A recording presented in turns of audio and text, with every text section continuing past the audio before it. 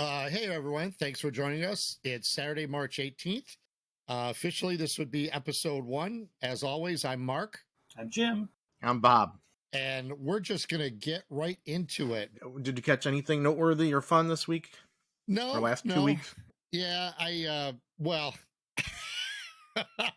I finally got around to, me and the wife saw everything, every, I'm not even going to be able to say it right.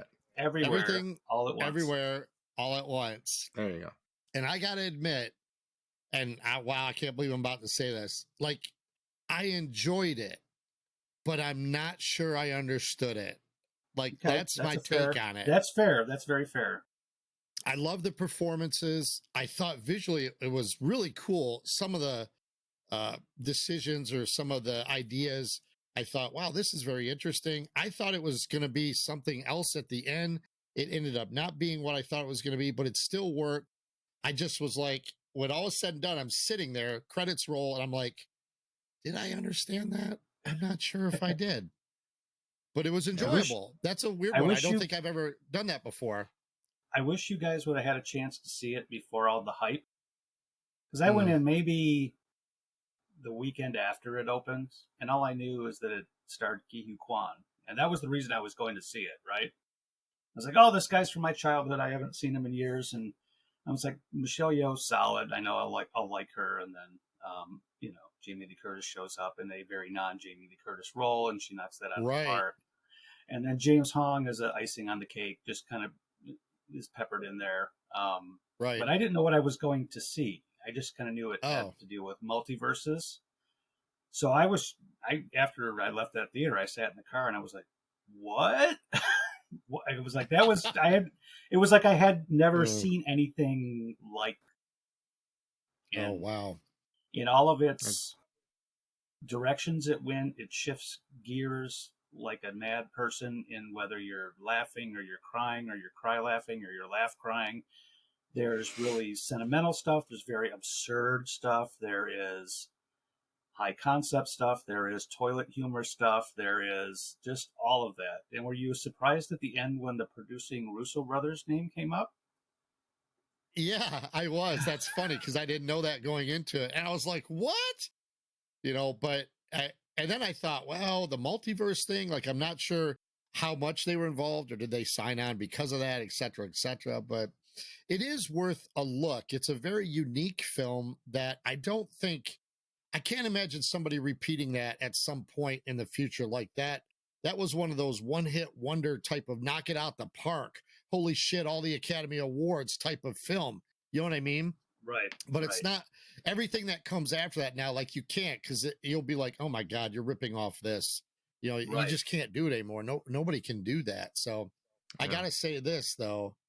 There's, and it's still relatively new, I guess. So that, well, it's been out for a while, but I won't spoil anything.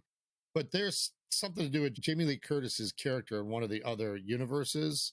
And it's got to do with their hands, and I'm still. But at this point, everybody knows hot dog figures, and that's God! If dude. you pay attention, I am so creeped out by that. It's funny because it creeps lots of people out. Yeah, if you ever watch, people's reactions to it on, if you watch the reactions to it on YouTube, they're just either, they're. Yeah. Oh, that's what I was. But it's like a representation of the way that Joy as a kid drew fingers on the pictures that, a kid's drawing. You would just draw loopy fingers like that. So, but there's a lot of jokes that you see as a joke and you're like, oh, that's kind of a funny misunderstanding. Then all of a sudden it turns into something and you're like, wait, that's a real thing. Oh my God. Regarding the chef sequence. Yeah. Jim was the first to get on that one. And I remember you recommended that. Was it in the summer, maybe? And I realized, that it's not everybody's cup of tea, but it had a very weird vibe to me, like Buckaroo Banzai. Like the tech in it was very low tech. Wow, nice name drop. So if you like film, you definitely can appreciate it. I mean, it's definitely, and it's got like crazy, a masterwork of, it's got visuals. Crazy things like there's the scene where the Evelyn character's kind of going through all the different realities, and it's a shot of like 1,000 different faces of her. And one of those shots is Michelle Yeoh and the 5 effects guys. It's a Zoom call. So one of those, yeah, I caught some of that. Yeah. And one of the I scenes did. where the daughter's kind of, they're fighting, and the daughter is switching through realities. She's holding an Oscar. That's funny. That's Although pretty good. that character didn't win one, but right. yeah, You'd have to really pause and go through all that stuff, and I'm like, yeah, it's something you find. There's something new, and every time I've watched it, I always find something different. And the two guys, I can imagine that. And the two guys that had the fight scene at the end with Michelle Yeoh when she was fighting 2 guys at the same time with appendages protruding, those are the effects coordinator guys for the show. So the bald guy and the other guy. Nice. And apparently they have a YouTube channel because they're stuntmen. So they have their own YouTube, and they've had it for a while, I guess. But, it was made at far less of a budget than the Marvel multiverse movies. In a much shorter time, with like an effects team of 7 people. That some of them were self-taught, which is, I haven't watched any of the extras on the DVD, but I'm interested to see how that how do you even tell that story in a script and present it to someone? I know. It's insane. How would you read that? That's so funny you should say that, because I'd say as soon as I got done watching it, because you let me borrow it. Yeah. And then that's when I went to work and I brought it up, and my coworker was like, what's it about? And I went, I gotta go. So like I went away, and then just yesterday, like a week later, she's like, remember that movie you were trying to tell me what it was about? Tell me what it was about. And I did the same thing. I went, I don't think I can. I'm like, you should just look it up. And then so I pulled up IMDb and I just read like the standard thing that it said, because I'm like, I'm never going to be able to tell you what that is. We wanted to specifically talk about what, Mandalorian, the 2 episodes since our absolutely. 2 episodes that we missed. So the 2 episodes were Chapter 18, Minds of Mandalore, and Chapter 19, The Convert. So the Minds of Mandalore is basically the reintroduction of Bo-Katan and going to Mandalore so he could erase all his sins, I guess, whatever. Right. The living waters, right? Yes. I'm not sure. Like that episode to me, and I hate the term, it's gonna get a lot of people upset, filler episode, even though it's not a filler episode. It was very much that, okay, here's the 2 characters, reintroduce her, get her back in the story actively, which I support. One of the things that I notice when watching these episodes is anytime somebody has a secret or there's a problem with another character, they don't talk to each other. Nobody talks to each other. And that's not me being negative. It's just that for 2 episodes, and not doing spoilers or anything, she saw something on Mandalore and has kept it a secret for 2 episodes. Right. And if you guys know what I'm talking about. So I do. That weighs on her. So that leaves us as a viewer wondering what's up with that. Why is she not saying that? Well, it's funny because the recent episode, The Convert, I'm like, does that refer to her? You know what I mean? Yes. Well, it's both. I think it's also Dr. Pershing, because he's supposedly being that's a double. Recommissioned out of the Empire into the New Republic. Let's do episode 2. So visits Bo-Katan, and he's asking for information about Mandalore. She's like, yeah, it's a wasteland. Nothing's going on there. And he's going, well, I got to go. And the only thing I'm curious about is that, because I'm not sure, maybe I missed it, has she ever gone back to the planet? Because she was so negative about going back there. No, she's part of that Death Watch that was part of the rebellion of Mandalorians. They were exiled to the moon of Concordia. God, I sound pretty nerdy. And yeah, they were on that moon, and then the Empire destroyed Mandalore. Okay. Basically. Right. So she's probably, it is kind of weird that she doesn't know if the atmosphere is any good to go down and check out anything, but that's kind of why she's on that moon. Troops and something would go down and say, yeah, it's nothing. Or a probe or something, yeah. Yeah, that's was kind of my thought was, in Star Wars, droids exist everywhere. You could send something down there to find out. But check it out. if she's playing the like it's a sore spot for me, I don't want anything to do with it. I accept that. I mean, that's Right. good. Right, But that division is kind of a big deal in this. I think they're going to make that into a big deal. That whole thing of her being part of that offshoot Death Watch gang. Obviously, she helps Mando in this episode, right? Right. Well, right, we He find goes down looking for the living water. Is it the living waters? Right? Is that what they call it? yes. that's what the armorer calls it. She calls it the Yeah. living waters. So So he's on that little expedition with Grogu, right? But we found Encounters out that with cyborg with droid. with Bo-Katan, her problem now is that because she didn't win the dark saber back, that her people were like, "Yeah, no thanks, we'll see you later."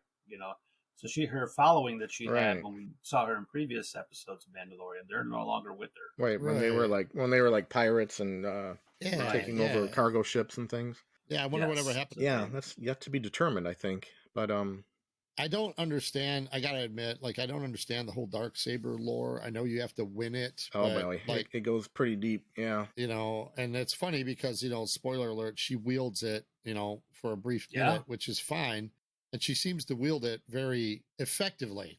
She's done it before. Yeah, you have to that's the thing. earn it somehow. There's some way you have to earn it, and it goes back into their lore of Mandalorians. Right. So it And goes then- back. I don't know the names of the conquerors and all that. It goes way back to the formation of that whole civilization. Okay. But Well, in the previous seasons when Mandalorian or Mando or Din, I don't know how to refer to the guy, when he got the dark saber and he was trying to train with it, it seemed very heavy for him. It's Yeah. almost like it's a sentient object of its own. Right. Like it has to accept you as its master. User, user. Right. So. But like, boy, when she fired that bad boy up, she had no problem working that thing. So I was yeah, like, that's Yeah. pretty interesting. cool. But Yeah. her character is definitely taking more shape, I think, and even into this last episode as we get out of two into three. Yeah, we Episode could 3, then, transition to that right now. she So has a little bit more. But I really like that the cyborg droid that Mando encounters gets captured by. Did you guys? How did you feel about that? Oh yeah. droid? well, 'Cause what is first of I all? had a lot of either Grievous feeling about it or the Yes. the General Grievous and also his guards. There was like a mixture of the two. Yeah, they're characters kind into of that mutants on droid. the planet, right? They're not Yeah. the Morlock people. They're the mutant. And there it is. Because he had that big eyeball, so he's obviously some kind of living creature that was like Correct. inside the Grievous character too. Yeah. Well, Mark's laughing that I use the term Morlock because that's what the Yeah. indigenous people of Yes, Mandalore, the AP looking guys. So that's a reference to the movie The Time Machine. Yes, from the by H.G. H.G. Wells Wells. book, Yeah, The way Time back in the Machine. day. And they look actually very similar. You can't tell me that somebody on that art department didn't say, "Get me some photos of that." Those people love that stuff. Yeah. Oh, I loved it. As soon as I saw them, I said, If I worked there, if I worked for Lucasfilm, I would say, "Yeah, what if we made it look like this?" And they, it was fantastic. I loved it. It's I loved it's certainly a nod to that. So absolutely, I was like, that is so good. Oh, what are they sucking out of him? Like, what's happening there? It's kind of like a Mad Max Fury Road kind of thing, where he's like, is it fluid or is it adrenaline? taking or his blood, or that's what I'm saying. He's some kind of living creature inside that. Yeah, that was kind of gross. Because he interchanged into the bigger unit, into the smaller right. Yeah, he was in the little cyborg, and that was really cool. I like those new kind of characters like that. When they do that, I'm all in on it. Yeah, that was fun. So was he taking his blood to live? Like, is that kind of what I he had would to think do? some kind of sustenance or something he was draining from them. Okay. So that dude had like that machine thing was pretty powerful. It seems like he could go get anybody he wanted to. Like, I mean, it looked like that thing would wreck anyone. Right. He's probably some sort of scavenger, right? Yeah. Some kind of scavenger. So one of the things that I'm struggling with, and I was talking to my wife about it when we were watching it, the age of Grogu and his role in this right now. Like, he's well beyond his years, which we all know. I mean, that was really awesome where he jumped in his little buggy and got out of there. Yeah, right. He goes for help. And I love, and both frustration at the same time with my wife, because she'll point out when he was like when Din pointed to that moon, and that's where Bo-Katan is, and my wife is like, oh, that'll come in handy later. Like something's going to come up Right. with that Yeah. later. It's You know, exposition, right? yeah, and I don't have a problem with it. But then when it was a way for Grogu to go get Bo-Katan. But Right. like, I think we talked about this in our last episode about Grogu can't be that age forever. Like we want to see him do more, but because of the slow aging process, how can you have any kind of time jump and then have Mando be his same age and stuff? You know what I mean? Right. Right. Like with Yeah. the whole Yoda being 800 years old or 900 Yeah. years old. Right. We're certainly in So, this. I mean, he's still learning how to. He's been a little more verbal, but nothing particular right, yet. But grumblings and noises when things are. right. All right.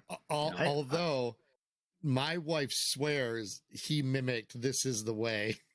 Oh, he could have. Yeah, I wouldn't doubt it. she swears he mimicked something like that. So I didn't catch it, but Will that be his first words?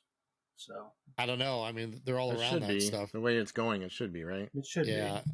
I like the fact that he did go get help. Comes Yes. down, Yeah. brings it introduces Bo-Katan into the story again. Wipes out the cyborg. They find the living waters, right? yep, He goes and bathes in there, and he gets sunk in, sinks to the bottom or whatever, and she goes Right. after him. right, She sees the mythosaur, which is the logo Yes. of the Yep. Mandalorians. Or sigil. Yeah.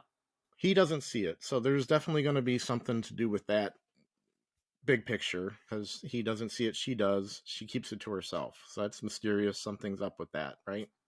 right, So that's going to come into play. I also, before she has to rescue Mando, she's giving him the tour, right?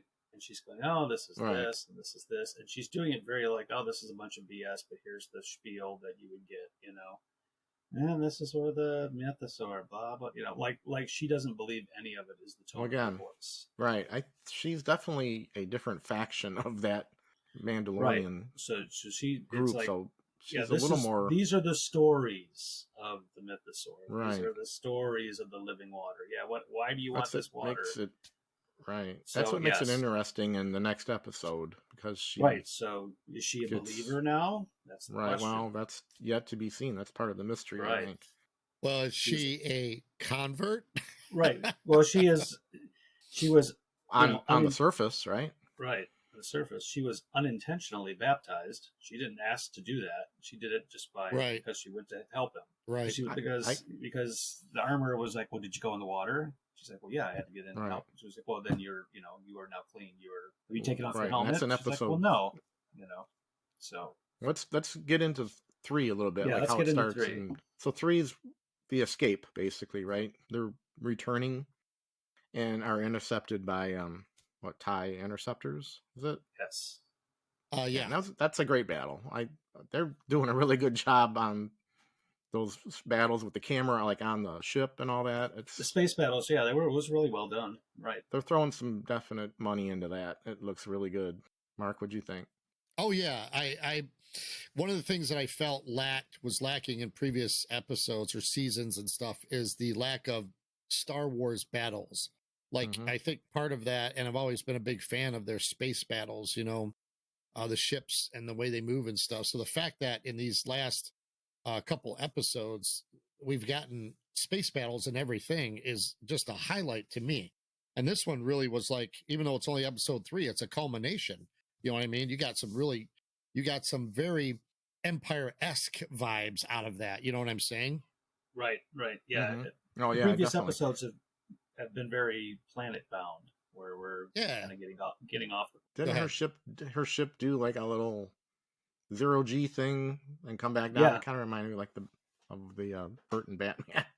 yeah, you're right. It went up and she did that stuff. So, Yeah. and then I guess the gut punch is not only do they have that battle, which is really cool, and then those TIE bombers showed up, and I was like, oh man, what is going on?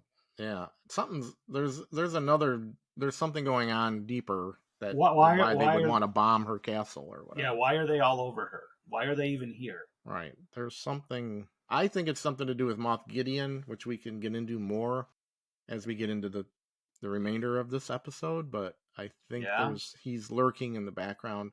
I've heard people mention maybe General Thrawn, but I don't think that I haven't really I think we're thought that. saving him. I Are we think saving him that may for be Ahsoka? something for later. But I think maybe See, I think my opinion is that Gideon is behind it. Gideon, I think Gideon is played out, and I think it is going to be something new that we haven't seen before. That's For And this interesting. season. Or I'd it's like it to going be. or it's going to be Thrawn. I really do think, because you saw that radar with all the red blips, and it's Yeah. like it's no way those guys were local. They were coming either from a battle cruiser or something like that. Right. Right, and that gets us into the middle portion of this episode, which abruptly takes a left turn, and next thing you know, we're on Coruscant with a couple of the characters that have been in the series earlier, Right. Dr. Pershing and Elia Kane, which are going to be some kind of major players. Which I kind of like. I like the fact that they kind of widened the lens on this series. I mean, I know it's probably not a popular thing because everyone likes the episodic adventures of Grogu and Mando. But Right. Well, I don't know. we're fleshing Maybe things out. Yeah. yeah, You it's a found bigger fleshing things picture. out, Bob? Yeah. Yeah, and I think they're putting in some seeds for bigger subjects to get into. I can attest, because I have some people around me that emphasize their displeasure at the abruptness of that, All right. what 38 minutes of an episode or something like that, where it just kind of, like you said, it just took a left turn. But I think that if I speak to those people openly, that you have to explore the world and what has happened since the fall of the empire. I think that's going to make it more enjoyable for viewers if you don't just see the adventures of Mando and Grogu. Right. So the abruptness might have been really shocking to some, but that might be the issue that some people that I've talked to have with it, where it was like, oh man, it just cut. It didn't even have the Star Wars wipe. You know what I mean? It could have even done that. Right. Would have been like Right. getting more of the feel. But I mean, I was for it. It had a first thing I thought was this reminds me of Andor a little bit. Yeah, It Bob. just has that everyday. What do you think of Cyril Karn and that It, his whole trajectory? yeah, in when he's that sitting at the show? desk with the Yes. mundane everyday work, what life is like, kind of thing, and I do like that kind of take on What's all really going to this. be exciting about But it is when Mark watches the next two episodes of Andor before we record again, and he can start to piecing this 5. together. Right? He can at least get to 5, Okay. even though that won't happen in that time frame. One of my other thoughts was like, oh, they could bring in another, they could tie these worlds together. I was like, it's possible because it was Yes. all on Tatooine or Mandalore or whatever. But seeing Coruscant and all this kind of political picture forming, it's like that's exactly what Andor was. It was all espionage and political intrigue. So I'm like, they could expand into that. I don't know if they will. They probably won't. But that little taste of that was in there. And it was basically the reconditioning of the Empire Dr. Pershing, Yes. the clone doctor who was messing around with Grogu as far as his DNA and things, right? Earlier in season Who 1, I think. necessarily wasn't a bad guy. He was just hired by bad That's the guys. moral ambiguity, right? So this really, Well, I'm just reflects. I'm just following orders. This really reflects in American history. Yeah, in World War II, there's a thing known as Operation Paperclip. I don't know if you guys are familiar with this. So as World War II was winding down, both the Allies and the Russians were scrambling to scoop up as many Nazi scientists as they could possibly get before the other side got them. And Operation Paperclip was our covert mission or whatever it was to get these guys to work. They're the reason we have NASA. They are Werner von Braun. Right. These guys all came from that. So for the science. And they were kind of like this guy. They were scientists, and even though, they did some horrible things, and they're not all Mengelas and all this, but they were like, if it kills all these, Jewish prisoners in order to help me build this rocket base, well, that's for the greater good. That was their thought, which was, obviously horrific, but it was. Right. But the U.S. government was like, well, if it can help us, we'll kind of look over this. And these guys went from Germany to U.S. and they were given like the Right. golden ticket. And so, yeah, that's what How this did you felt guys like a little bit. How did you guys feel like when he comes across that Elia Kane at the little meeting there and the lunchtime get together? He's taken in by the group, and they all kind of reminisce about the good old days at the Empire. Right. And he comes across that Elia Kane, and then he recognizes her from her work with Moff Gideon. I could tell her off the bat. She's something's up with her. Did not look like she was down Well, with the you know what? program. I want to say this, and I hate this. She looked like a villain. She looked like I a know bad she guy. looks a little evil. Right. Like, I was- can't you direct somebody to not have a scowl or to, And the side slick eye? back hair and the whole Yeah, bit. or is that the whole point of it? Like there is no secret. We want you to know that something's not right with her, but I just didn't like that to the point where it's like, yeah, you know right away, I'm not going to believe anything she's doing with this guy because she's Right, she's bad. and she keeps I would- leading him on. Oh, you Right. should get your lab. You should, Yeah. if it's for the greater good, you should speak up and The do your greater thing. good, right? Right. And so she gets him to eventually go find a decommissioned Star Destroyer, right? Which is like a really cool set piece. Yeah. I thought was awesome. That was kind of a neat I thing. mean, And then it turns out Yeah, she convenient is that's hanging out on Coruscant. well, it was a bunch of stuff, yeah. right? I mean, all the stuff's I don't know getting if they're- decommissioned. Where did all these guys just come from? Right. It So- looks like they're destroying their tech too. It wasn't like they were preserving much. Right. It looked like. I want to say this real quick. I want to pause it for a second because this is kind of the issue of the 20 years in between of what happened. Between what? Between Return of the Jedi and The Force Awakens, right? Okay. So if Dave Filoni and Jon Favreau are going to chart that out, if this is where we're going to go and we're going to fill in some gaps, it's really cool. But I don't know because it hasn't been answered yet. So this is a lot of speculation. But the fact that we just saw TIE bombers and TIE fighters and all that stuff just still wrecking things, how is there not a commission or special forces or somebody hunting down the last remnants of the Empire? Like there would be whole legions or divisions of the resistance. I don't even know what they'd be called during this time, that their task would be to go out and confront those guys. And they either have to, just like after World War II or whatever, hey, you either have to surrender or we're going to stop you. So, Right. Well, there could be battles ongoing, right. And that's the another story I always hear is the outer rim, the outer rim, the outer rim. Right, they're You know what I outer. mean? But Right. out of the picture, right? yeah, so it's like, okay, well, is that where everybody's, if everybody knows that that's where they're hanging out, then do you send somebody out there to go get them? It's just one of those things that's kind of bugged me in the back of my head. And I trust Dave Filoni and Jon Favreau to really explain things out. I'm You know? telling you, what my feeling on this, seeing this episode and listening to some critique on it, is that they might be trying to explain some of the sequels, the 7, 8, 9. They're going to start. Right. So where did the First Order introducing come from? things. So how did Palpatine get cloned? That, stuff like that. Oh, might make sense, I yeah. fully agree with you. Yeah, I agree. I heard those things as well. Because now think about it, guys. Think about how it seems like it's flipped. Like the Rebel Alliance seems to be, say, the power in the galaxy, and they're doing stuff that maybe 10 years before the Empire was doing, and Right. that's how the Alliance came up. So, I mean, I don't know if anybody else notices this, but that whole what do they call it when they did what they did to Re-education? Dr. Pershing? Reprogramming or whatever. Yeah, Reprogramming, dude, right? the ethical factor of that is Right. just off the charts. You got to be kidding me. In fact, the fact that they built a machine that had a dial that can go up and blast you Right. into nothingness is horrific. That's got to be some tech. I'm getting loud. That's got to be some tech that is left over from the Empire or something like that. You know Right, what I right. mean?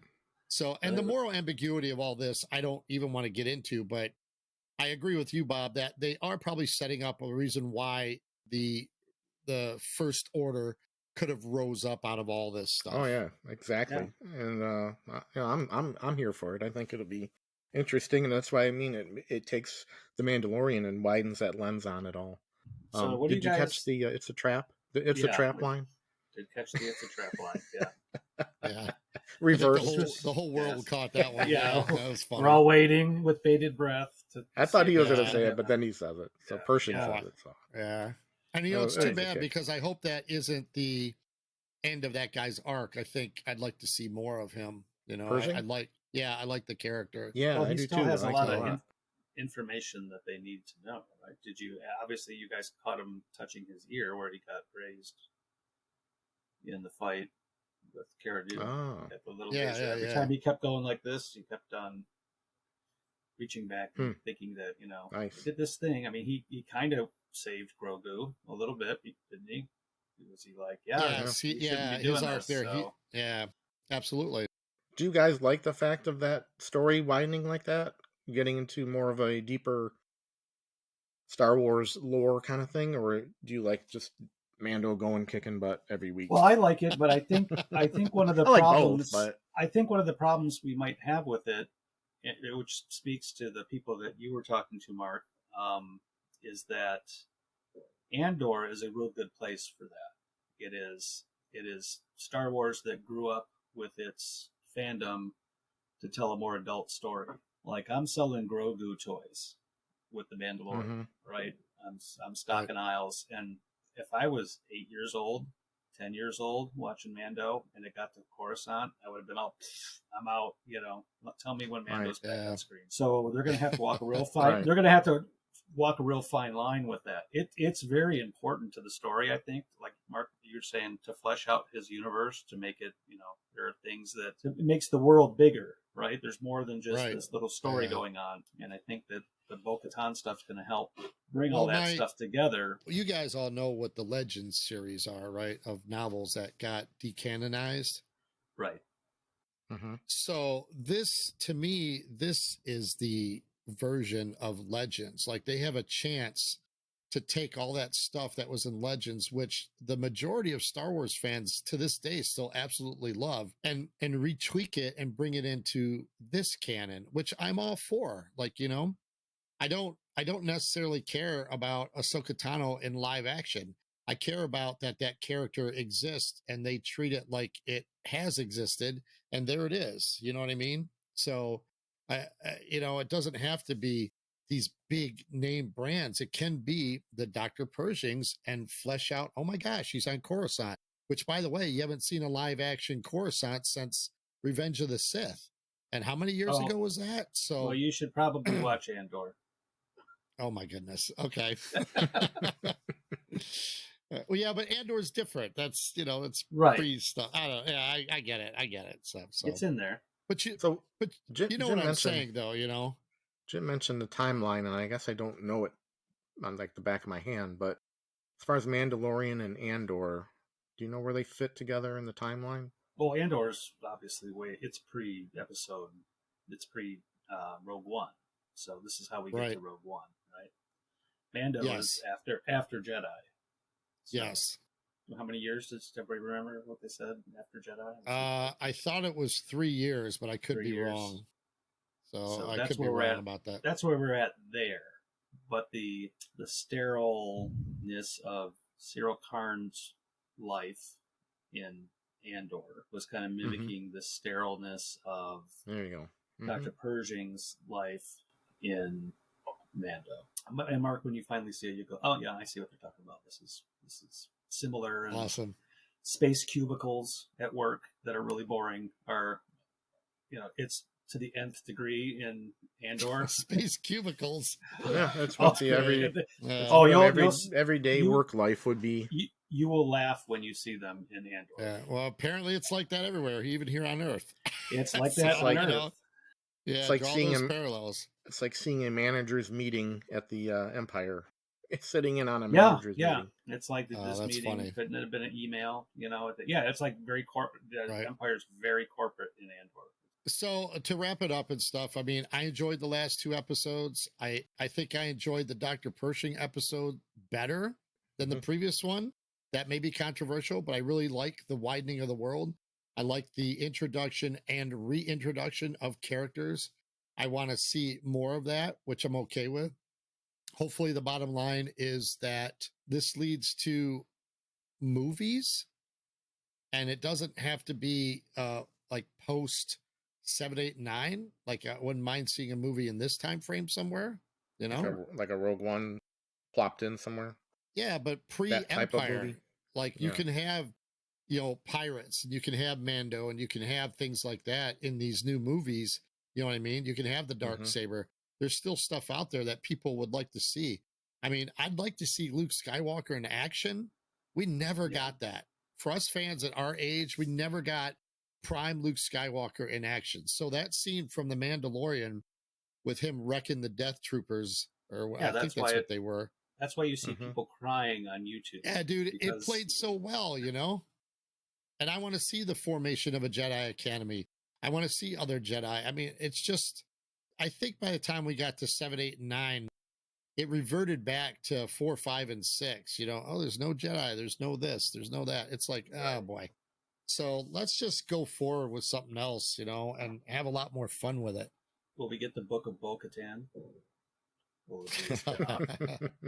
I tell you what, though, they are going to, I don't know if it's going to be on the small screen or if they're going to say, nah, this guy, he's a big screen trilogy kind of guy. But boy, that Admiral Thrawn, that dude's going to show up eventually. Yeah. I mean, and Oh yeah. whoever they get to play him, if I really think that they're going to get him into the big screen, like that could be a new trilogy. You know what I mean? Sounds like it could be. In this time frame.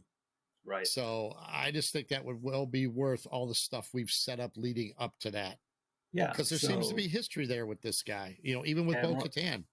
Admiral Thrawn seems like a big baddie that we could unite the Mandoverse in a very Avengers kind of way to go defeat this guy, right? We're going to pull in Ahsoka Tano, we're going to pull in Boba Fett, we're going to pull in Mandalorian, we're going to pull in Bo-Katan, all to put this guy down, right?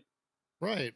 Mhm. And, That would be and fun you to got to watch. assume that if this guy exists, he's out there somewhere, and either he doesn't care or doesn't have the knowledge that the Empire has been quote unquote destroyed. Yeah, just because you don't get blow me up wrong. one Yeah, Death Star doesn't mean it's all over, right? yeah, I don't know. Yeah, and I don't know all the lore, so I'm not trying to pick fights with people and stuff. I'm just saying that according to what I'm watching, there are still remnants of the Empire out there that are still acting under the accord of, Mhm. hey, this is what it was before, so we're going to do that. Anyway, Well, looking forward to the next How episode. we doing? What's that? So looking forward to the next episode, but we should Yeah, start I am moving too. on. I right. I love the fact that they've All right. opened this up, and I have more questions and answers, and I like that. Mark, what's all right, next cool. on our We're agenda here? gonna move on to something that has a lot of history, and that is the Rocky franchise that has blossomed into the Creed franchise. And I'm not even sure where to start this because there's so much love for this franchise that at least I know I have. I know Bob has, and to a lesser extent, you, Jim. Right. But we all saw, if you guys, anybody out there looks at our Facebook page, we all went to see Creed 3 the other day, and I loved it. I consider it one of the best in the entire franchise. And I consider from Rocky 1 through Creed 3 the entire franchise, even though people will tend to break it up Mhm. and say it's just the Rocky franchise or No, it's the Creed franchise. I would not look at it like that because literally the No. character of Rocky Balboa is in Creed 1 and 2. he's So- still related, right? I mean, Yeah, Adonis is related to Apollo, so it's all in the same absolutely. world, right? Absolutely. I mean, what is your history on seeing Rocky movies, Mark? I know Well, what would be the first one you saw in the theater, that kind So of the- thing. okay. The first one I saw, believe it or not, was Rocky 3, which just to talk briefly, there's a lot of people that hate on Rocky 2. And I'm going to say this officially. Rocky 2 looks the way it does because Sylvester Stallone directed it, and he was a young director at the time, and he wanted it to look and feel like Rocky 1. And that was directed by John G. Avildsen, who would go on to do, I think, Karate Kid and some other stuff. But that's why that movie, if you put Rocky 1 and 2 back to back, they look like the same movie. And Sylvester Stallone has said, I wanted Rocky 2 to feel like an extension of Rocky 1. It's not until all that gets wrapped up and we're all cool that Stallone comes into his own as a director, because look at how different Rocky 3 is from Rocky 2. So I saw Rocky 3, unfortunately. I say unfortunately because I was already spoiled by that, but I immediately sought out however I could find Rocky 2 because I was confused at the beginning montage. I was like, gotcha. is that part of the film? No, that's 5 minutes of his last super fight. You know what I mean? Rocky 2 was the first I saw. I must have been middle school. I remember going with a group of friends. We went to see it at the La Parisienne back where I lived, where I grew up in that wow, neighborhood. What a name drop. And it's like a matinee, I remember. And I just remember all of us standing up and cheering as kids, you know, at the final fight. And it was just something I'll always remember. And that was 2. And like, well, you're right. You see the end of 1 at the beginning of 2 because it takes place right after, you know, right after 1, the events of 1. And so 1, I don't even know what it would have been on TV at that point. I don't even know. In 79? Well, yeah, it would have made it on there. So I don't know if I even saw 1 before that. I can't remember. I would put it at really strong odds that we hadn't seen those yet. You know what I mean? By the time 3 comes around, 1 and 2 were both on TV, so you would have had the opportunity to at least see them. Because I remember thinking it was a big deal when he cut his eye during the first Rocky 1, and I don't think they ever showed that on TV until you got it on video a few years later. Like, oh my God, that was that scene of him cutting his eye, and the blood flies out. Yeah, it's just it's gross. And it affects I can't see now. other. I gotta go and cut my eye. And that affects other movies for Rocky because of the eye damage he sustains. So it kind of was a important part of his character. Right. But yeah, and then I saw 3 at Covadas. I think we talked about this in the last podcast when we were in our 84 glory, because that was right around there, right before 3 was right before that. Yeah, that was like right before Rocky 4, obviously. But Rocky 4 was when I think we were all at the theater at that time. We had that special showing, right? Yeah. That was kind of a neat thing that they did for us as ushers at the theater, right? Well, that's like because night before or whatever. We loved it. We loved the franchise. They knew it. Even then. It's like, we're going to have a special showing just for the ushers. That was pretty, so I hate darn to cool. make you guys feel not special, but they show that the night before just to make sure that the film works and there's nothing wrong. Right. Yeah, we all know that now. But we were never invited, though, right? No, we were never invited. Yeah, that's true. Right. But at the time, hey man, we are special. That was a perk of working, so. And it was before all the midnight shows and all that, probably, like premieres and things. Yeah, you didn't have midnight shows yet, and you weren't really trying to maximize the show times to get as many show times as you could. Oh, but not like they do now. Yeah, not like they do now. And the projector, it was his responsibility, which when we were there, the projectors were in their own union. Yes. Projectionists, sorry. Projectionists, they were in their own union, and they had to make sure that the quality was perfect, et cetera, and so on. Not like today where, they just run movies all the time, 24/7, it seems like. So here's an interesting story. I want to talk about this, and maybe you guys remember this. So Rocky 4, we were all there at the time. I was invited with our then boss, I guess. Yeah. We went to see one of those, I don't know what you call them, pre-screenings. Critic screening. Critic screening. So we got invited to see a critic screening, which they show 2 or 3 weeks before the release of a movie to finalize every last detail. I was so excited when I saw that because the opening to that movie, Rocky 4, in the screening that I saw, had the same opening as all the other ones. They played the Rocky fanfare, they had the belt, and then the words Rocky 4 came across the screen.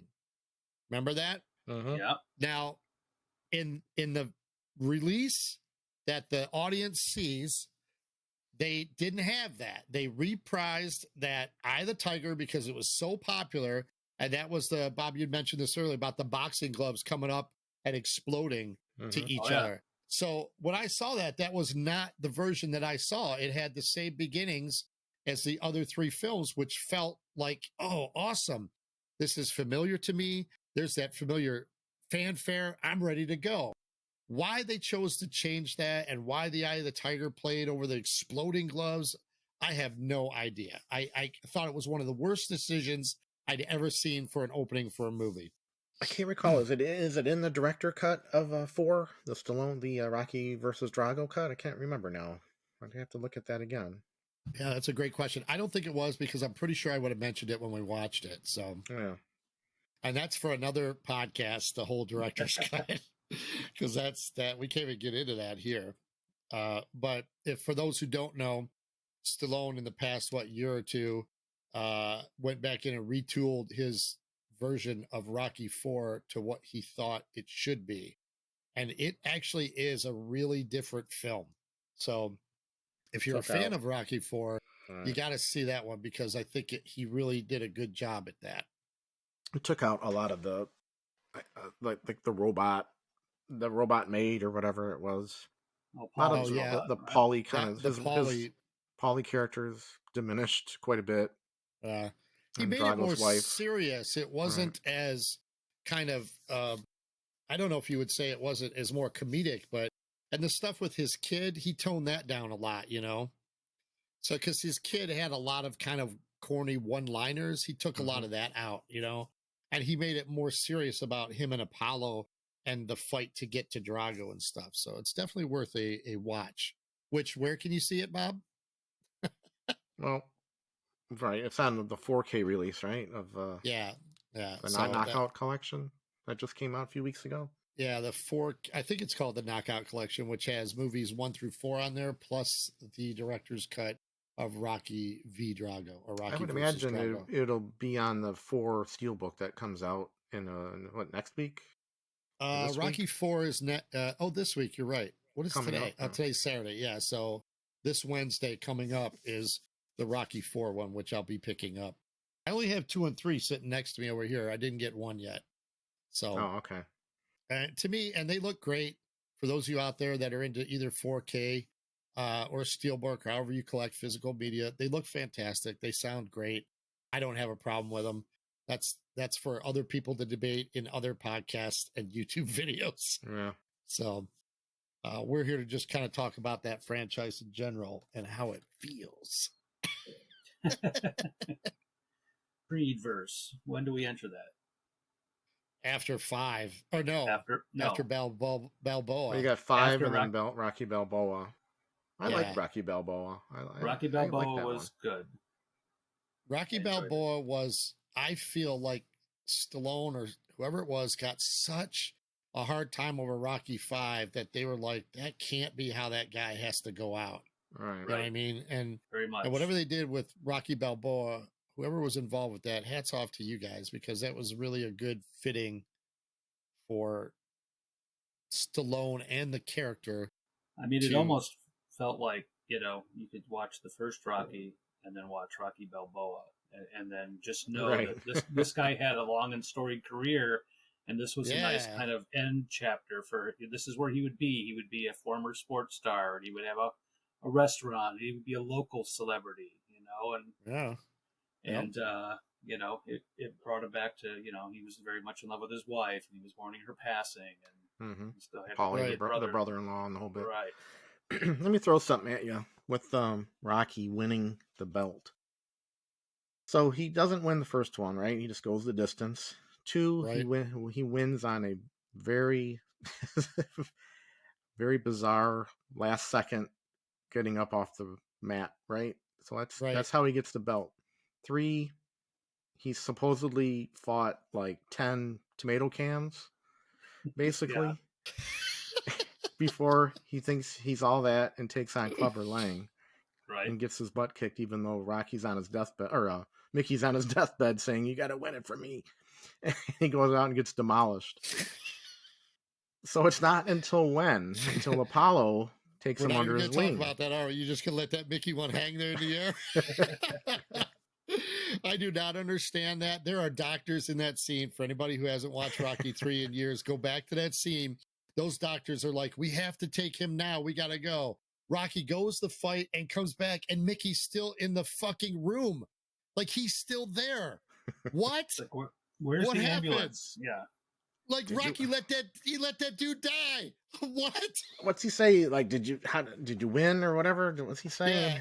Yeah, he tells him it was a knockout in the second round. He's like, oh, cool, good. But there's speculation that before Mick dies, he takes one look at Rocky and sees him before he dies, and it's like maybe he saw him all, his face all punched in. It is a boxing match though, and he It was knows like- how strong Clubber was, so I mean, it kind of makes sense.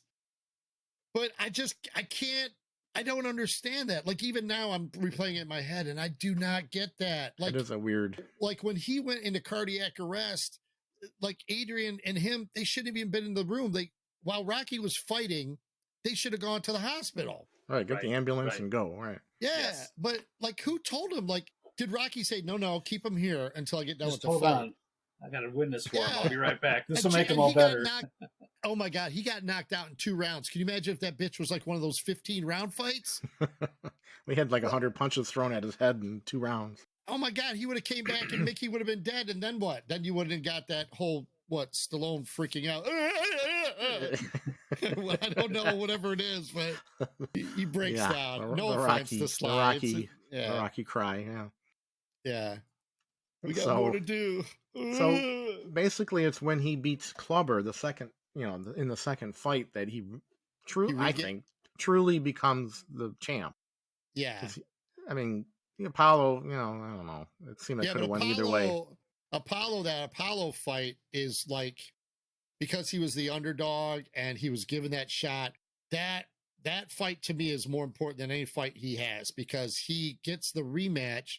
They both train. It's serious. They're not taking it like it's the stunt that it was. So going into that, when he wins, that is such an accomplishment for him to win the championship, opinionized. Right.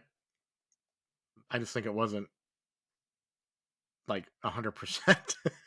Yeah, well, I don't know. I mean, dude. he won. He beat it. I'm He not got gonna- up. I He know. got up on the 10 count. I couldn't have done it. Yeah. So yeah, it was interesting. So he beats Clubber, and then we all love Clubber, I'm sure, right? Oh yeah. yeah. Yeah. That's yeah. Clubber or Drago? What do we think is the best brother? Oh, that's Clubber's- a great question. Drago is a product Oh. of his time, and that's the only way that movie really hits, because that was the state of the world at the time, and it was very much the boxing version of the Miracle on Ice, right? Mm-hmm. And But, Drago kind of has a come to Jesus part right at the end when he's like, I'm doing it for me or whatever. Yeah, Right, you're right. right. He Oh, shouts at the Politburo. Yeah, He's Yeah. because he's he's been like, a puppet yeah, the whole time. Yeah, not for you, for me. You want to know what I don't like about Rocky for him? I mean, there's couple things, but like, I wish they would remove the needle to his arm. Oh, the steroids. Remember that? The little steroids thing? Because like, I get that, you show Rocky overcome all this stuff. Just take out that needle part, like Drago trained hard as anybody else, dude. And like Jim says, product of your time. You know what I mean? I mean, Well. he was doing it. He was Right. getting it done. Russia didn't in the need to show Olympics. that. Russia in the Yeah. Olympics at that era was definitely sketchy. So I'm sure Yeah, they're but I taking just- some of that. We'd have to go back and watch that Rocky versus Drago to see if they actually cut out that needle part. I don't know. I'd be Interesting. curious. But- For me, though, I don't know what you guys just said. Like, Jim's got a very good point. It's always Clubber Lang for me, because Clubber Lang is so damn scary. Like, he's yeah. just scary. He's still There are scary. other people that will say, no, he's not, like Drago is, because he's a machine. No, dude, Clubber Lang is scary. Well, he's become kind of a caricature over the years, but at the time Certainly, it was like, certainly. who is this guy coming out of nowhere with But the you're- mohawk and just like man, you are so people right, that- Bob. Like, if it wasn't for the A-Team and the here's what's really dating me, the Saturday morning cartoon, Mr. T's Saturday morning cartoon, or the it cereal. really did.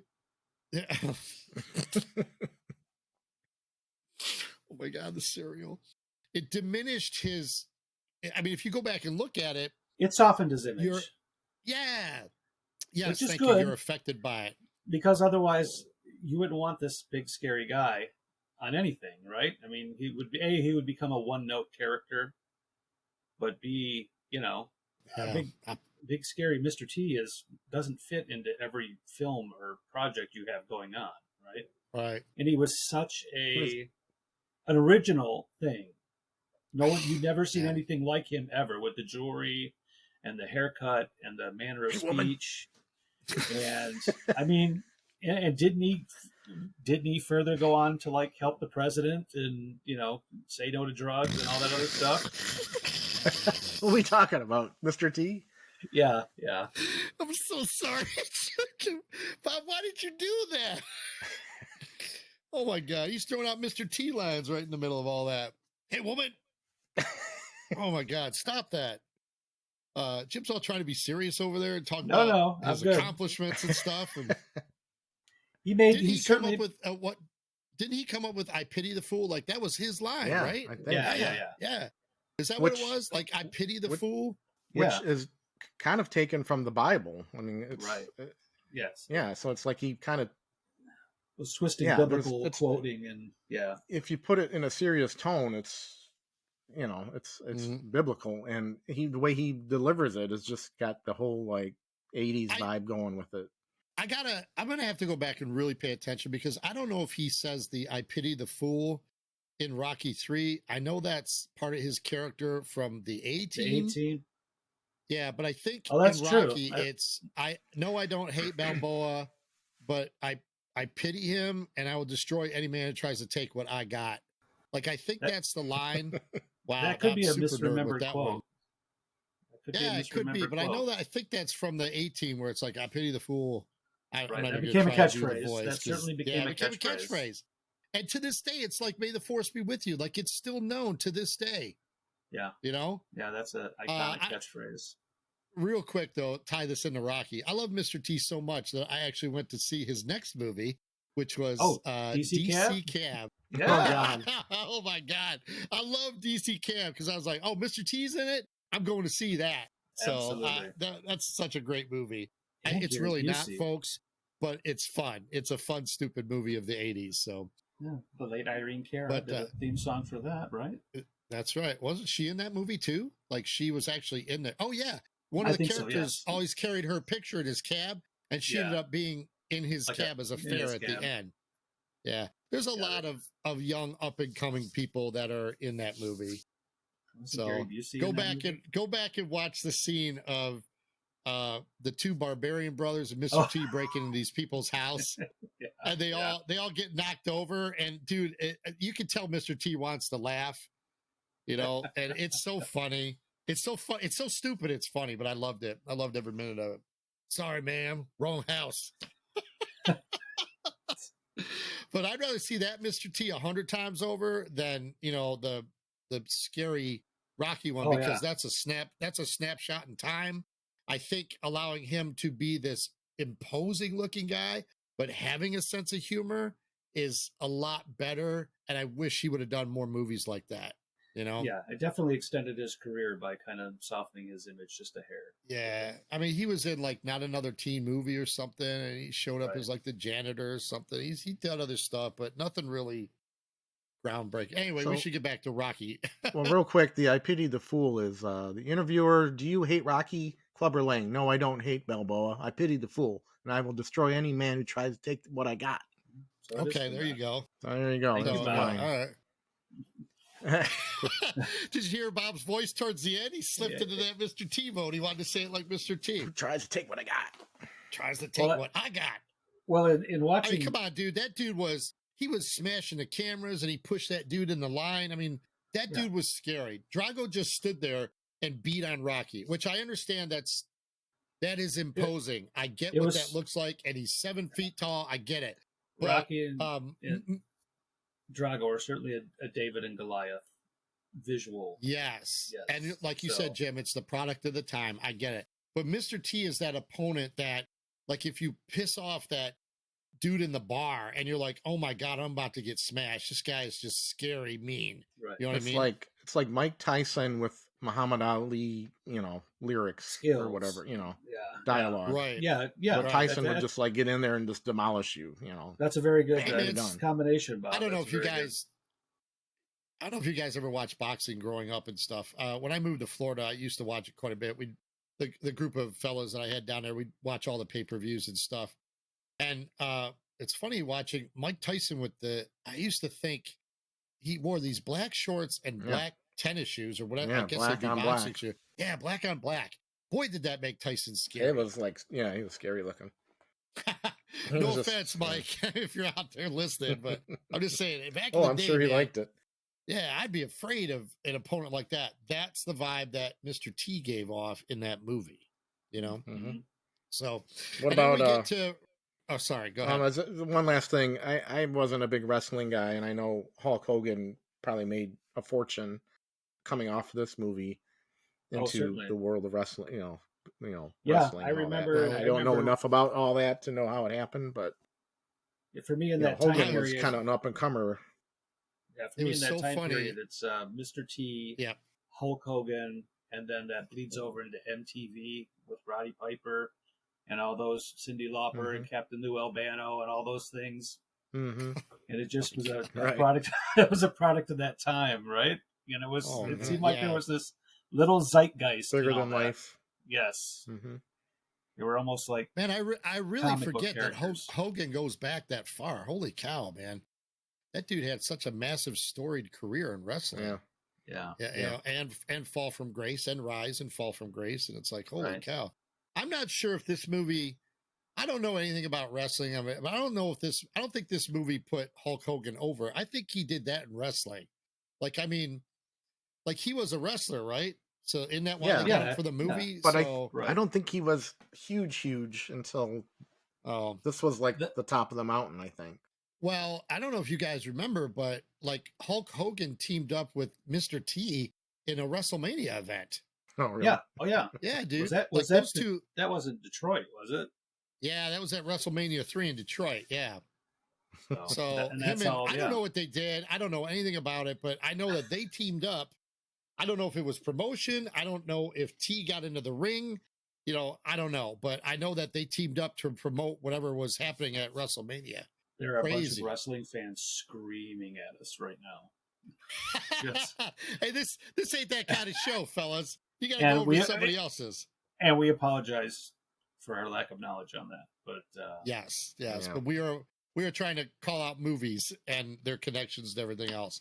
Anyway, jump ahead to 4, man. We got so we did like 4. Rocky 4, like you said, Jim. Yep, that was a product of its time. Yeah. Let's skip 5 because no one skip 5. Yeah, we hit Balboa. We hit Balboa, so that brings us to Creed. So now, guys, I'm not, to our listeners, I'm not a super fan of Rocky like these guys. Not that I didn't enjoy them. I did put my time in from 3 to Balboa, and they usually manage to find a way to do something different in each of them so that it's not the same film, which would be easy to fall into. Mm-hmm. So I didn't see. I liked the idea of Creed, and but I didn't see it. I didn't see the second one. So the third one was the first one that I had seen in that series. So the funny story for me is that Bob and I were like, we really want to check out this Rocky versus Drago. And so we watched that and we were super impressed with it. And it was pretty late because I don't know, it was about midnight, maybe, I don't know, 9, 10 o'clock, something like that. And then Bob started talking about Creed and I was kind of on the fence. I hadn't really seen them yet. And I'll be damned if Bob wasn't like, let's just watch them now. So, dude, what was it, like 3 o'clock in the morning or something like that? And we finally got done with that Creed 2. So, like, I caught up with everything from Rocky 4 director's cut to Creed 1 and Creed 2 in the course of a marathon of one night. And I was pretty impressed. I was sold from that moment on. So, and I watched them a ton of times after that. So, well, it had Rocky kind of ushering in the new, the new character, the new storyline. So you could have your Rocky feel in Creed 1 and 2. So it's interesting to see now 3 is all Adonis and all Michael B. Jordan taken over and doing his thing, which is great. I mean, I love the fact that they could kind of, you know, get on their own feet and do their own thing with this. I mean, I would have maybe liked to have seen just a little more of a nod to Rocky, but I think he would have, caused a bit of a distraction, a bit. In Well, three. Yeah, and even though I didn't see the first two Creeds, I did hear about them and whatnot. One of the things that I picked up on that I did like the idea of was I really liked the idea of Rocky becoming full circle and becoming like the Mickey mentor character. I thought that was Mm-hmm. kind right. of a Mm-hmm. fun, especially to his friend's son. So Well, in Creed 1, Mm-hmm. there's a lot of uh Creed, for those who don't know, Creed just kind of he has this identity crisis. Adonis Creed. He's going by a different name. He has an identity crisis. He's not sure what he wants to do. He gets in fights. They show he came from a broken home. He wasn't raised by Apollo and in that family. You will find out later, spoiler alert, that he was the result of an affair from Apollo.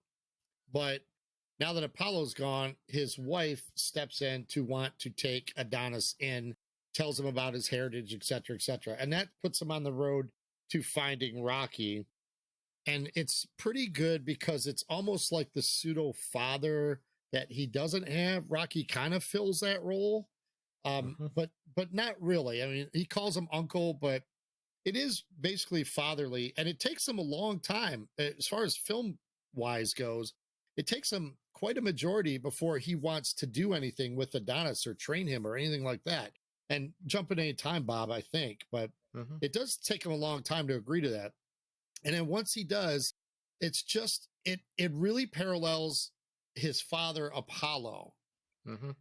It really does. And it's almost like that whole J.J. Abrams making The Force Awakens, where fan service, but pushing a little bit ahead. Mm-hmm. Every Creed does that with the fight, not with the movie. Ryan Coogler and Michael B. Jordan really craft a good story. Actually, it's a great story.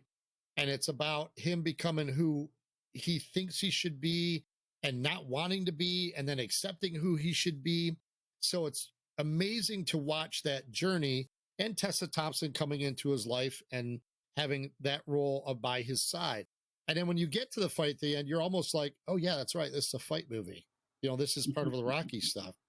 And he goes through the fight, and it is what it is. I don't know if we should spoil it or not, Right. but you know, but it parallels Rocky's journey quite a bit. And there's some very emotional stuff between Stallone and Michael B. Jordan where he's like, no, it's all you. He's like, no, it's because of you, Unc. They really embrace each other in their lives and stuff. So I really enjoy that. But then you get to Creed 2, and boy, I tell you, Stallone was like, I'm going to give some fans what they want. Oh yeah, you get the Oh my God. Drago and his God. son.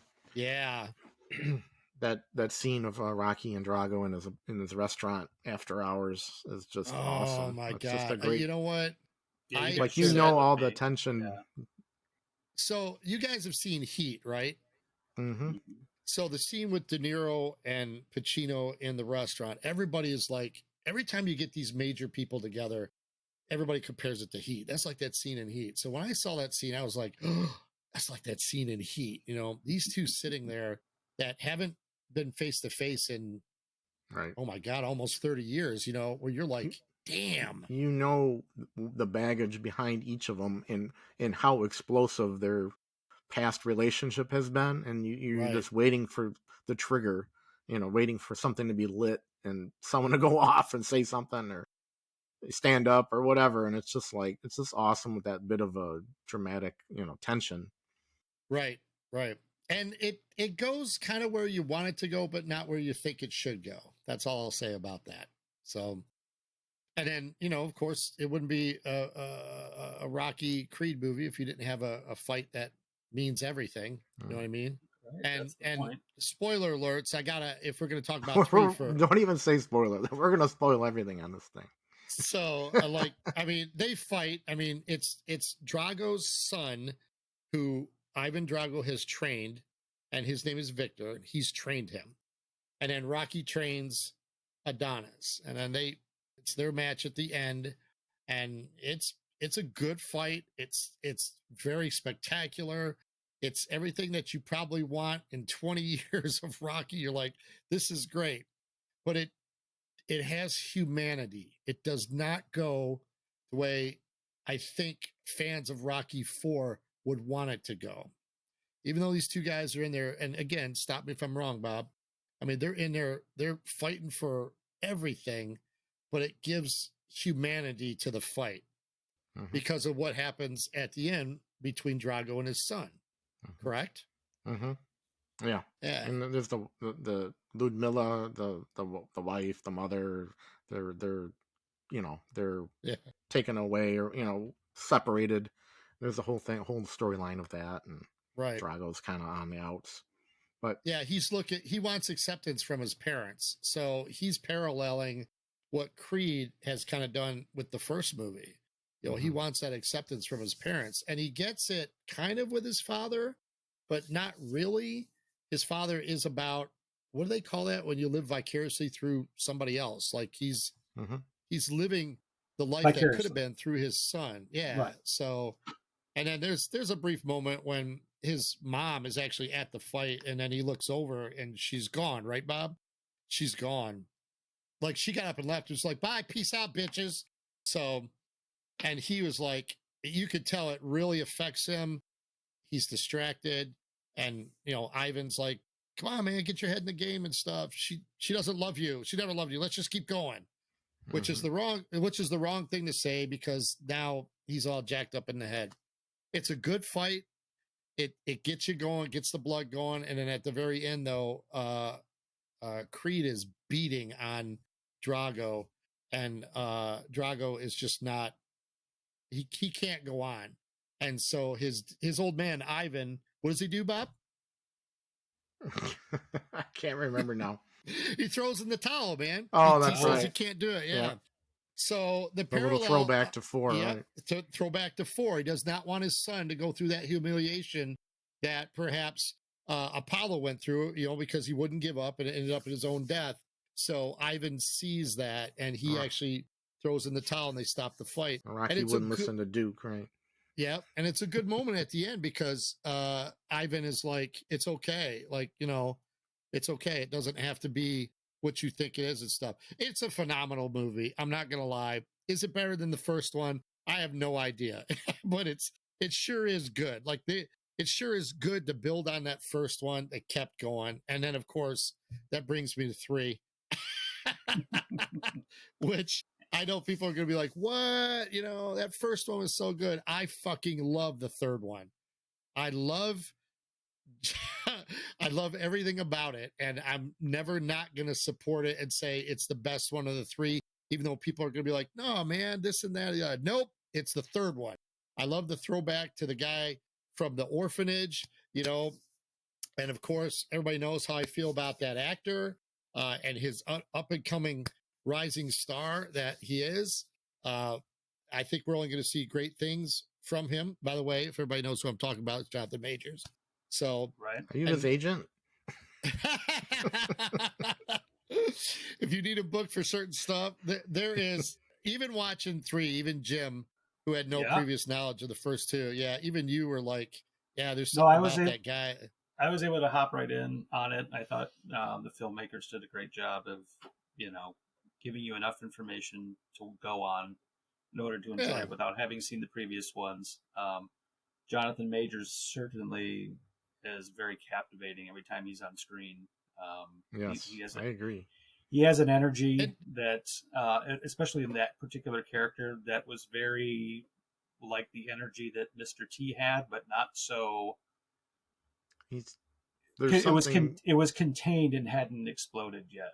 It was right. There's something expressive in his face that you. Oh, very much so. Yeah. Yeah, it's not just this mean-looking guy. It's just he was compelling to watch at any point of his character's development throughout the film. That's what I liked about him.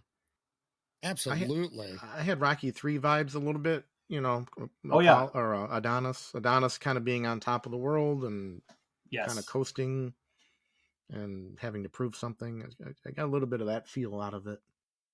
You're right, you did, and I think with the introduction of, and oh my god, I feel terrible that I don't remember his character's name. All I know is Jonathan Majors. Damien. Um, Damien, Damien. that's right. Thank you. But the fact that he was kind of like that Apollo, or not Apollo, but Clubber Lang esque, like you got everything I should have had. It should have been me, and then Mm-hmm. Right, he you're was right hungry about that for it. Rocky 3 vibe. Yeah, he was so hungry for it. And I'm going to tell you what, though. And Jim, I did do some research, and you're right about that whole the boxing scene at the end with the bars and the black and white, Yeah, the and anime about the connection. anime thing. Yeah, I've been hearing more and more about that. So, absolutely 110% kudos to Michael B. Jordan for trying something different in a Creed Rocky movie that was Mm-hmm. totally unexpected and yet fit it. I absolutely loved it. I thought visually, why not? Why can't you take some chances? And you guys know how I feel about the camera on the one side of the ring and then going to the other side in one smooth motion was just I popped up. My eyes were like, oh my Yeah. God, that was a sweet, nice shot where it was on the left side of a ring. It had to go around the post and come to the right side. It was a fluid shot. It moved really well, and I loved it. I loved every There bit was of it. some definite innovative digital effects or camera Yeah, work. cinematography on Especially that those was, close-up punches that kind of hit the body and kind of absorb, Right, and it's right. like a whole different feel to the fight scenes and Yeah. prior The movies. the throwback to Rocky 3 with the double fist to the face. Oh yeah, Oh my God, that was so good. And first of all, I love the fact that, oh, I was about to say that that would have come out the wrong way. I loved his daughter. I liked Mhm. that it was a time jump. His daughter's now what, 10 years old, maybe, I think. And Something like that, yeah. she's completely deaf. And then, they did sign language and stuff, and it literally gave character to her character. And the fact that they had to do that. And the fact when they introduced her to his boy Damien, that they taught him a little bit of the sign Yeah. language to talk to her and stuff. That was So interesting. yeah, and don't get me wrong, even though Damien is built up to be the bad guy, you actually get to know him to the point where, You sympathize a little bit. thank you. Yeah, Yeah, you yeah, sympathize. yeah. You're not just like, yeah, oh my God, get in there and destroy him. Yeah, You're kudos to not the like that. filmmakers So, for not making a one-dimensional villain and Mhm. giving you, as a viewer, the opportunity right. to look at it and go, "Oh, I can see where this guy's coming from." Right, even though it might be Absolutely, misdirected. absolutely. Yeah, it was really well I done. always got a kick. I always get a kick out of when you see the fighters and they have their own styles. And if you notice, Damien kind of had that style. He like kind of put his gloves up like this in his face to his face. Oh, it was like, Yeah, he would like come yeah. up and like his own little style. I always like those little flourishes when they, you Yeah. kind of give someone a unique boxing style or whatever. I thought that was kind Yeah, of cool. I like that. I like that. I could have done away with, so if I had a really strong criticism, I could have done away with the whole ghetto gangster vibe that he was portraying when he won. You know what I'm saying? Oh, when he got Like, big, yeah. yeah, like he was on the beach and he had a lot of unsavory elements around Yeah, him, around and him, yeah. but all of a sudden it looked like he got a huge payday because they showed him in like that big house or whatever it Yeah, he had a was, big or house, yeah. Right. yeah, and he called the show or something, So like I'm like, what just happened? Was that he just partying that night, or didn't know where to go, or didn't go home, or I don't know. I'm a little surprised they didn't make a little more out of the whole, Tanya Harding incident with Drago's kid, and and That wasn't and the right. The Drago gets Tanya Yeah. Harding. yeah, Well, yeah, Bob, Tanya you called Harding. that right away in that theater too. You leaned I over was to me and you're whispering, like, like, is that, is that his is that friend that did guy? that? Yeah, That was absolutely. really good. Yeah, I didn't clock that. I was like, no, man, they're just gonna get it on, and but no, you clocked that pretty good. So I kind of get immersed in a movie. I don't see those small details that kind of get out there to you and stuff. So I mean, that would have been a giant. Well, how we sports doing on scandal top? That would have ended everything. Yeah, right. Well, we said everything we needed to say about. How are we Creed? doing on? yeah. So here's the thing. Let me tell you why I loved it the most. The very ending, the fact that despite they beat the shit out of each other, there's a lot of anger involved. You don't deserve this. I want that. I still love you. They were still boys. At the end of that movie, when Creed went to the locker room and talked to Damien, and they still were boys at the end of that. That Yeah. brought tears to my eyes. That's where I was like, that's the way, that's the missing factor of a lot of these Rocky movies. You got it with Apollo and Rocky, and that was about it. Yeah, that was You know what I about it. mean? And the fact that Victor Creed showed up to help Adonis a little bit, I like that as well. So you kind of get this, the whole Creed verse thing and stuff like that. Anyway, that's what I had to say about it. That's why it's my favorite. Yeah, not the fact that they were Because they were still just boys. boys, that the fact that the things that happened to them, they were just boys. Right. And now they were no longer Right. just boys. And they were able to come through that. So that Right. was very good. What's Yep. next on our list, guys? Well, we're how going to much move time? on. How We're much gonna- time we have? What do you Yeah, think? we're running over time. So the only things I'm going to No. talk about really quick, I was going to, we got some Do a movies coming out. We're going to talk about Collector's Corner the next time we're on a different episode. But I wanted to mention about some movies that are up and coming. Like I know Shazam is out this week, I think. Yes. What is that called? Shazam Fury of the Gods. Yes. And the only comment I have is like, does anybody really care about DC anymore? Like, is this the dying horse? And it just, is this the last vestige of it dying? Because everybody loved Shazam when it first came out, you know, and they loved Aquaman, but they were never, you didn't really get the sense that they were part of that DCEU, you know, especially with Shazam. So now Right, it was- you get this movie all these years later. Does anybody even really care anymore? You know? The first Like as movie far was, as an, it was fun and Fun. it was bright, and you know, heroes were heroic and no one was navel gazing as to how, oh, poor me, I'm a hero, you know. right? And I think it hit the right tone that it needed to hit. It seems like it's been forever since that came out. Right. Yeah, so- yeah, it does. That's my point. Yeah, and I guess the question I have is, because we know that we're getting a full reboot on the DCU coming up,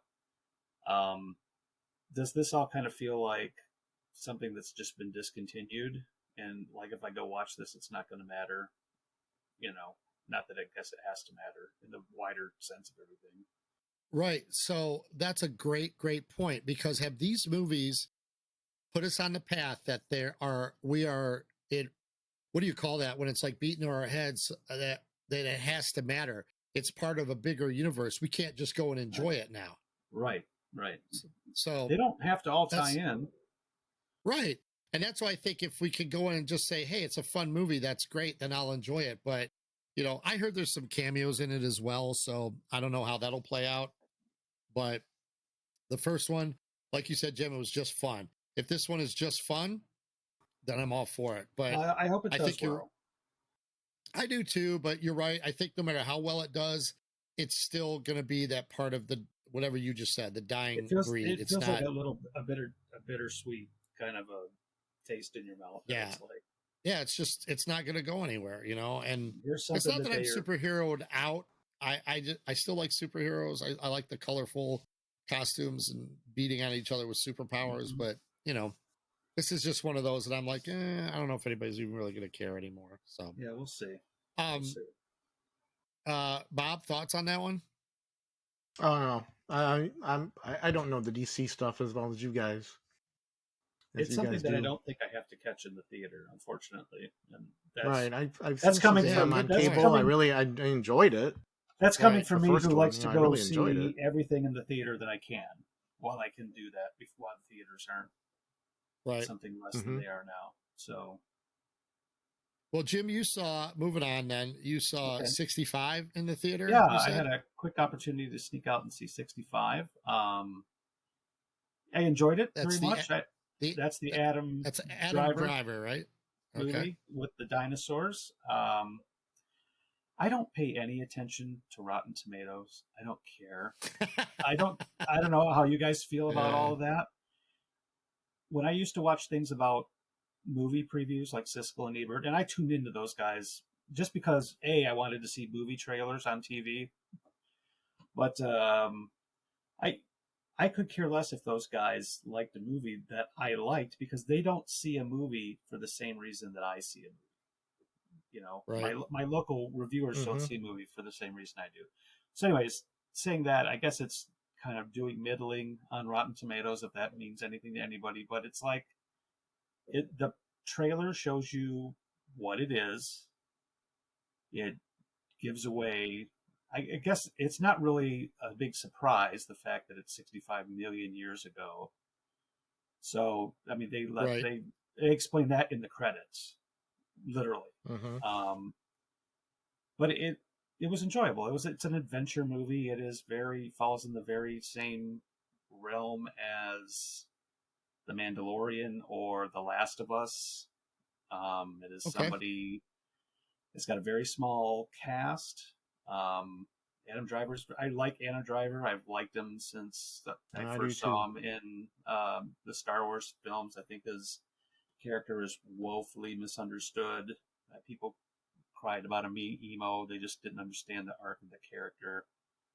But back to this movie, though, he's very good, very interesting to watch.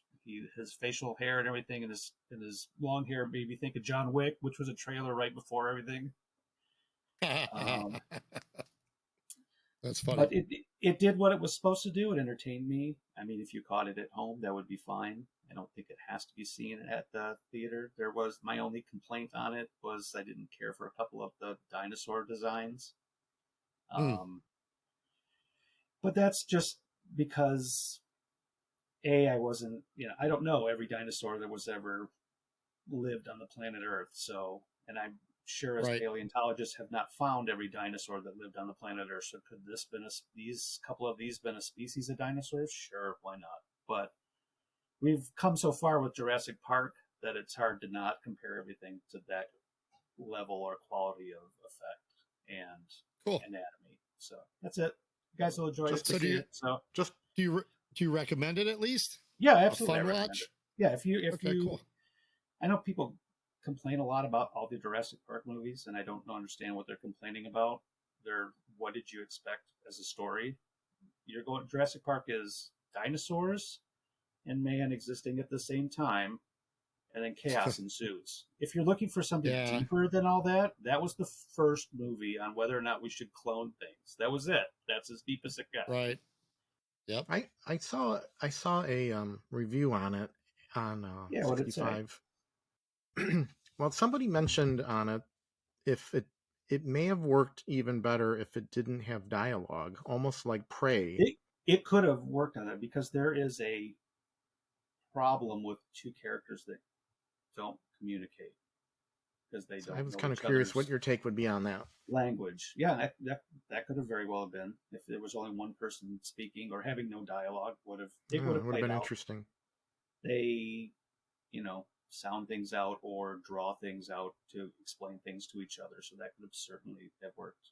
Yeah, Because absolutely. Driver has family issues or something, and then There's the a girl is daughter subplot in there, yeah. and then What there's a female the girl on character. the ship that is with him? Does she speak? I can't remember, or she doesn't speak his She speaks a language. different language. Yeah, she just Gotcha. speaks a different language. So, Cool. but yeah, I don't I want to give enjoyed too it. much away, right? There's not a whole lot to give away. It's pretty simple. So, but it's 65 is a million years ago is the premise, and it's also exactly when 65 million years ago. And if you can figure that out, then Gotcha. I gotcha. Sweet. that's that's the end of it. Can I just throw a quick stat and then a quick comment about the box office in March? Yeah, Creed is doing well, 116 million. Scream 63 million, and Ant-Man 31 million. Cocaine Bear 28 million. That's just for the month of March. I'm kind of curious. Like, no one's really talking about Scream 6, and it seems to be doing pretty well. I don't know. uh, I'm I I know we you could guys are not big Scream fans or whatever, but I'm kind of curious to know how that one is. I I do don't I know. enjoy. for a generation, that's their monster guy, their horror thing. So I get it. That I get. To me, they all seem the same. But then Hmm. again, somebody could say Yeah, that about all the Halloween movies, and they all seem the well, same. that's the point. We're getting older to the fact that a Scream is not for our generation. Right. Like Halloween and Friday the 13th are for our generation. So when we look at a Right. Scream, we go, okay. well, we saw it before, but literally for the up and coming people, that's cool that they watch that and they're like, oh man, and your heart gets racing and stuff like that again. Whereas we want to see uh the Hereditaries, the Hmm. Vitch, stuff like that. You want to see different type of horror, Evil Dead Rises, stuff like that, where it's kind of going to be like maybe it feels familiar but not, and it's somebody trying something new, so that for us who grew up on the slasher genre, we get to Right. see something else. But I can understand why Scream would still be popular Yeah. among a certain Yeah. crowd.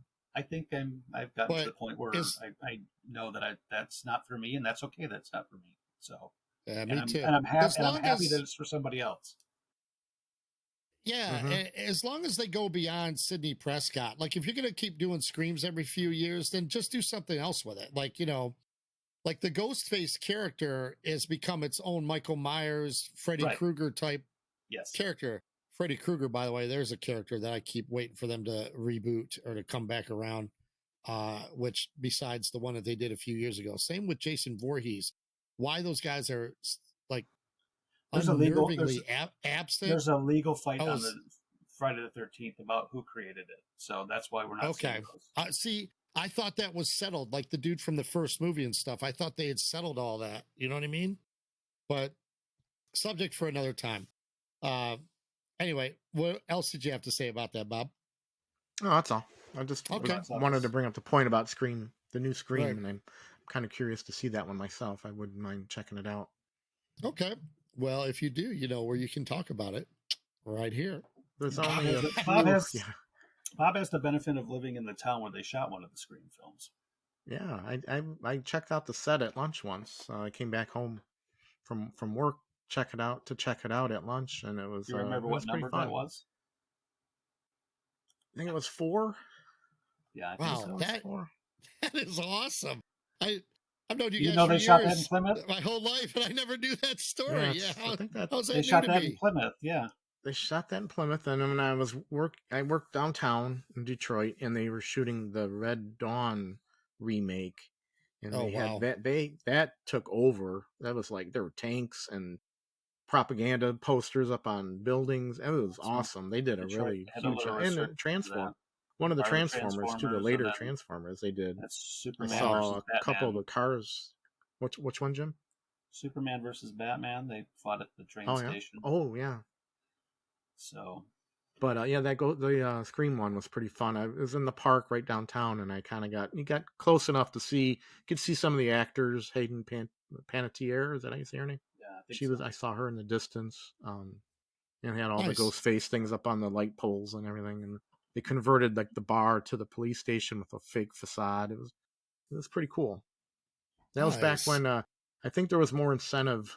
The state of Yeah, Michigan had more incentive for yeah. filmmakers to come. They killed all that. Yeah, dude, that was that whole Yeah. tax thing. Yeah, Mm-hmm. and I heard that you guys did away with it. So bye Yeah, Of course we bye. did. no more movie Why stuff. would we keep something that helps our state? So Yeah, so Yeah, just a quick note on there's not a lot of physical media releases. We talked about the Rocky 4 coming out. There's yeah. Dragon Slayers being released on 4K. oh yeah. That's I actually just saw. Did I see that? No, I did not see that yet. I'm thinking of Dragon Heart. I gotcha. So yeah, Yeah, different that dragon movie. Babylon, the big, Oh, huge, expensive movie. The oh, unrated Megan's coming to Blu-ray, can't and wait.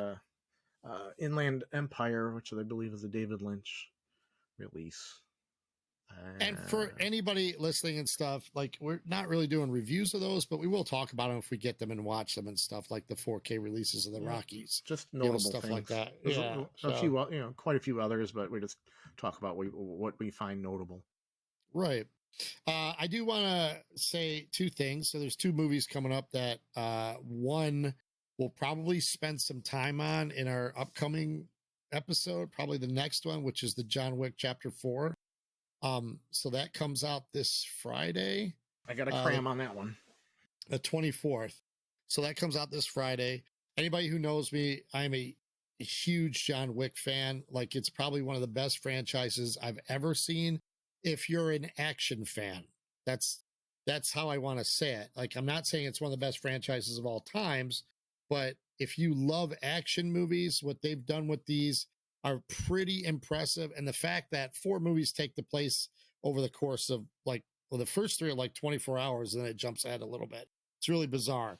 But kudos to that. Unfortunately, and I do want to mention this, there's a character, his name is the actor's name is Lance Reddick, and he plays the character of, I think it's Charon, Charon, which is basically the concierge at the hotel that they're at, and he's been in all the movies, and he passed away recently. I think Friday morning. That's So sad. yeah, and they expanded his role in chapter 3 where he got to do a lot of ass kicking to save the hotel, and him and John actually teamed up to have some really good fight scenes, not against each other, but to save the hotel. So that's really sad, and he passed away from what I've gathered so far, just of natural causes. And John Wick is not his claim to fame. He was in The Wire, and he's been in a bunch of other things. A lot of TV stuff, right? Yes, a lot of TV stuff and some movies, but he's definitely a character. And Bob, if you're going to delve into the John Wick universe, when you see him, immediately you're going to say, "Oh man, I really liked him because he's got a distinct voice." Mm-hmm. And for the role that they gave him was very, very him. So, but I just want to give a shout out to that actor because he'll be missed. Yeah, it's sad, and he'll be missed in that franchise. And lastly, to round out the end of the month is going to be Dungeons and Dragons Honor Among Thieves, which I'm very excited about as well. And I'm looking forward to being a gamer. Actually, you can't see it, but I have a screenshot behind me is my little. Oh, is it your gelatinous cube? My gelatinous cube is sitting there behind me. So we might delve into that in a future episode about toys and stuff like that. So. But I'm looking forward to that one as well because I hope it's going to be fun. The early reviews, and like you said about your stuff, you don't pay attention to that kind of stuff. But a lot of people say it's a fun movie, and that's something we're lacking in the theater these days. We want a little bit of fun. So not only should it be a good D&D movie, they say, but they're saying it's just a good fun movie, an adventure movie. So I'm looking forward to that. Yeah. Anybody got anything else? Nope. I'm gonna try to catch the whale sometime. It's gonna be a tough watch. I can't do that. If I could find the right time, I wouldn't mind checking it out. But that one's gonna be a toughie. Well, that's going to be on you, and you can let everybody know because I cannot. I can't do it. I watched 2 scenes from it, and my heart breaks watching it. That's just my God, doesn't it? Just the 2 scenes I've seen. You know, my chest is all tight, and I got tears in my eyes. I'm like, no, I can't do it. And don't get me wrong, I love a movie that breaks me down like that. But that one, I know is just going to be. Yeah, you really got to pull that one through. So I'll try, but I'm not sure. All right. Well, I guess that'll bring this episode to a close. Oh, sorry. You got something, Jim? So our homework for next show is that Bob and I are going to catch up on John Wick, and you're going to catch up a little bit on Andor, right? Andor. Yeah, that's the promise. I'll catch up on Andor to make sure I understand the universe a lot better, and then you guys got to catch up on John Wick. All right. So, not sure when those episodes will come out, but we will let people know. Also, sorry. Please jump over to our Facebook page. We have a free giveaway going on. So you guys would have to watch our episode 0, as we call it, in order to participate and get the knowledge that you would need for that giveaway contest. But jump over there. And what as is always, what is the Fandom Outpost, right? Oh, yeah. The Fandom Outpost. I'm like, what? What is he talking about? I'm not going to tell him the giveaway. That's a secret. But they should always jump over there to have comments. Leave us a comment. Leave us suggestions. Correct us on things. Have conversation. Oh, yeah. There'll be a lot of we did have a couple errors last time. That's right. We forgot to correct our errors. And that's why we have the giveaway, because we're allowing anybody who listens to our podcast, if they can find the errors, then they will be entered in to win our giveaway. So it should be really easy. Oh yeah. You think it would be, but I don't know. We'll see. So we'll see if anybody can get them, but they're fun. I'm having fun making this stuff. I could screw up 10 times a day and it's still fun for me. So absolutely. But thank you guys for this episode as well. And thanks Yeah. goes out to our lovely producer, Nikki, who's Yes, putting thank up you, with all Nikki. of us and trying to make this happen. Putting it So, all together behind the scenes. yeah, absolutely. And that'll do it for this one. And if nobody's got anything, that'll be it. All right. Yep, have a good week. That's it. All right. Yep. Well, we'll see you next time. Bye. Okay, guys.